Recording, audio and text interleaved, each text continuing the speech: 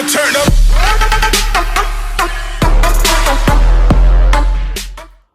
What up? It is Marcus with Dynasty Football Dads. We are doing a free Jerry Jeudy signed jersey giveaway. All you have to do is be a subscriber for a chance to win when we hit 1K, which is going to be soon here. We're going to be giving that away to one of you guys.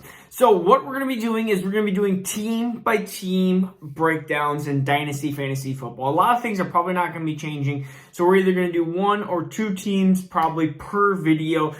This one is about, I always like to start with the home team, Minnesota Vikings. I know the most, of course, of the Minnesota Vikings just because I bleed purple. That is true. So hashtag skull. If you want to comment below, we're going to go through even some of the rookies that are, a little bit deeper into the Minnesota Vikings. But we're going to start off, let's go with Kirk Cousins. Kirk Cousins had 4,265 yards passing. Another solid top 12 fantasy finish year for him. If you look at Kirk Cousins, his career, it's really been 8, 5, 6, 13, 15, 11. He is in the, I would say, Matthew Stafford, Jared Goff realm. You're probably not getting a top 5 finish anytime in the rest of his career, but you're also probably not going to get, unless he's hurt, below that like 15, 16, 17 range. So you're going to get a quarterback more than likely from like 10 to 17. Just put Stafford, Goff. Usually you can put Phillip Rivers in there too. Ben Roethlisberger, if he stays healthy, he'll be right into that category as well. These quarterbacks aren't mobile. They're not going to get rushing yards. What is Kirk out? 156 yards rushing. You're getting 10 yards rushing per day. So it's nothing. You're really getting not much through there. So, ultimately you look at, he had 35 touchdowns, 13 interceptions. That's a really good season for Kirk Cousins. I think he had it. Yes, they draft Kellen Moore, but I don't see him being an effect for at least 2021. 2022, we can see maybe where that goes. But, Kirk Cousins, I think, is going to be a starter for the next 5-6 years. So where do we have him in Dynasty Football? Well, in 1QB leagues, he's ultimately into that 15 range. And so is he in Superflex as well. But the value of a QB in 1QB is almost nothing. It's very, very little. We're talking third, fourth rounder. Honestly, that's where I put these kind of Kirk Cousins, these Staffords, these players are probably third-round picks. You need a quarterback, yes, but, you're not getting a substantial person versus value-based drafting. There's 7, 8 quarterbacks from 10 to 18. Of course, there's 8 quarterbacks. But they all are kind of in the same range. And if you don't get one, let's say you all of a sudden get quarterback 22, how big of a difference is that going to be? There's Derek Carr. There's all these different Baker Mayfield. There's all these different quarterbacks that really, really value-based, different points per game. It's not a big difference. The big difference is when you get into the elite quarterbacks. So super flex leagues, that's where Kirk Cousins actually does have really good value because he is a really good QB too.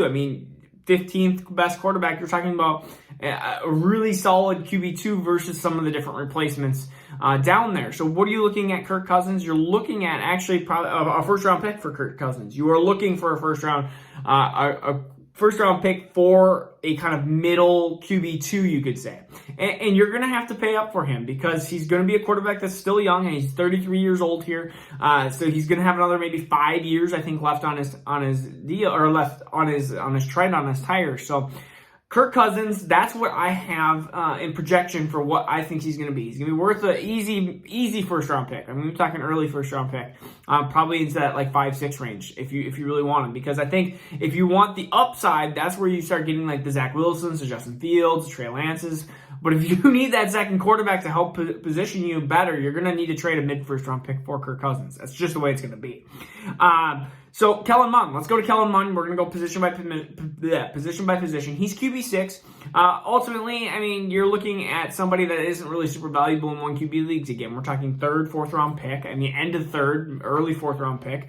Where is he in super flex leagues? That's the big, huge key. And right now, I don't have him greater than a late second round pick. I think late second round would be where the earliest I pick Kellen Moore because still, you're going to talk about years down the road. It's going to be at least 12 months down the road that you're going to have any type of where he's going to step onto the field and have any value. Right now, that pick is just going to devalue until Kellen Moore touches the field.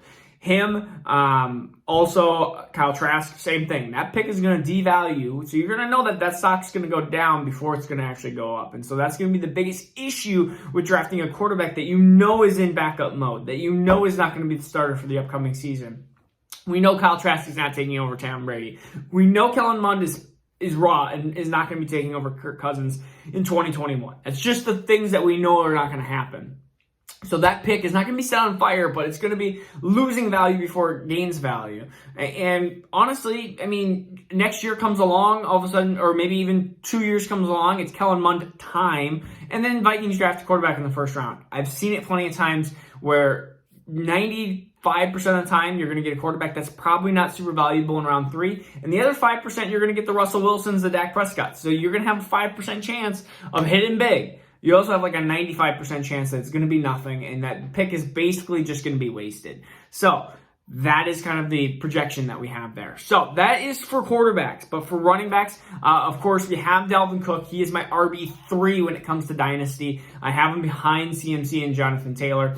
Him and Jonathan Taylor are so close together, but I really like, Dalvin Cook, the biggest issue is he can't be on the field for 16 games. Now he can't be on the field for 17 probably. But he's been RB5 in 2019, RB3 in 2020, and that's with missing 2 games in each season. He's an amazing, we were talking about running back and receiver. Running back, 312 attempts, 1,557 yards. I haven't even looked up his receiving. What's his receiving? 361 yards on 54 targets. A really solid baseline. He's a guy that will get touchdowns. 16 touchdowns. I would say that's a lot. That's 1 per game. Over 1 per game because he only starts 14. So Dalvin Cook is, again, a guy who's going to finish, if healthy, in the top 5 running backs. He's one of the only ones that consistently I can say that he will finish in the top 5 for sure if he stays healthy. That is what Dalvin Cook will do. That is probably what I would say. There's very few running backs that can do. I would say that's what he will do. I think that's what Saquon Barkley will do if they both stay healthy. That's the biggest issue with those 2 running backs. Saquon, of course, recovering from ACL, and Dalvin Cook just keeps getting hampered by whether it's hamstring. There's a couple times where it looked like he had a knee injury and then he was going to be out for weeks, maybe months, and all of a sudden he was back 2 games later, and it was like, okay, well, maybe he wasn't super hurt. There was a couple times he went down and you're like, that did not look good. That was non-contact. And it was like a pulled hamstring. Can barely walk. And then all of a sudden next week he's tearing off a 60-yard run, touchdown run. So Kenu Ngwanyu is I think I said that right. I don't know. I've said it wrong a while. But that is the rookie running back out of Iowa State. Super fast, has all the metrics that you want. But ultimately probably a special teamer at this point, just with Alexander Madison being RB2, and really just being that depth piece if Cook does get hurt. Now you have Alexander Madison, because Mike Boone is gone. He's in Denver now, so he's just basically a Mike Boone replacement at this point. He's RB13, he's picked 51, so if you're looking at it, that's round 5 rookie draft pick. But I just want to put up his name because if for some reason Alexander Madison goes down early in the year, if something happens to him, kids, I can hear my kid being angry. That would be something to think about and know that would that he would just be the backup to Dalvin Cook if Alexander Madison went down. So we're gonna go with wide receivers. Justin Jefferson, fantasy finish number 6. We're talking about a guy who had 1,400 yards. There's not much else to say about him. He had 7 touchdowns. Thielen had 14 touchdowns. They both were similar in targets, 125 to 108, sorry. Justin Jefferson had more targets, but less touchdowns. So I can see those touchdowns balancing out to closer to 10 apiece. That's what I think what it comes down to. Justin Jefferson, wide receiver number 3 in Dynasty Fantasy Football. A fantasy finish of number 6, but he is super young still. He's going into a sophomore year. Had broke out a lot of rookie records. I don't know what else you want me to say. The biggest question is Thielen here. He's going to be 31 in August. He has had a fantasy finish of 11-7, 56. He was hurt because he had concussion and all that stuff issues. And then 7 again. So where do I have him? I actually have him as wide receiver 42. That is a huge drop off. I think the reason for it is I think I see more of like wide receiver 15 in his future. I think he's going to be more of a wide receiver 2 in fantasy football. And when it comes to Dynasty, he's starting to lose the tread off his tires.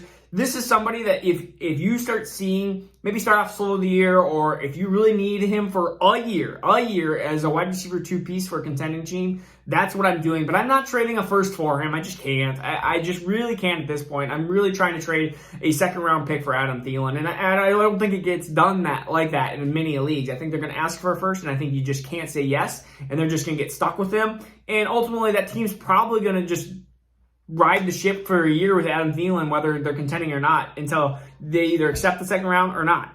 So, Emir Smith-Marquette, just want to talk about him, wide receiver 16. What is that pick? Doesn't even say what pick. It's in the end of the third. It's in the third round. We're talking about a guy who is you're talking about a wide receiver 3 there. Fills in some spots with Tajay Sharp that was there that didn't work out. Chabi that didn't work out. He's a wide receiver 3 in that team. They use 2 tight ends a lot of times. So I don't really see a super valuable for wide receiver 3. I don't see him filling in for Adam Thielen's shoes if Adam Thielen leaves in a year or 2 years. So that's just what I say. Irv Smith, 23 years old, fantasy finish of 39 and 21. We look at Irv Smith stats, 43 targets, 365 yards, 5 touchdowns. Had a really good towards the end of the year.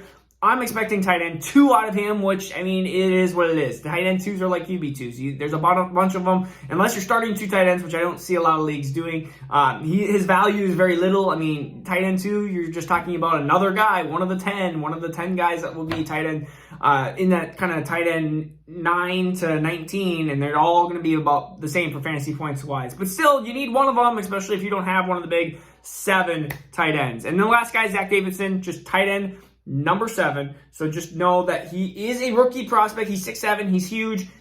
He's out of Central Missouri. He's something just to think about and have an eye on. But again, this is Marcus Dynasty Football Dads. We're going to do Jerry Jeudy free signed jersey. We will see you tomorrow. Subscribe if you haven't yet. All right, take care. Now turn up.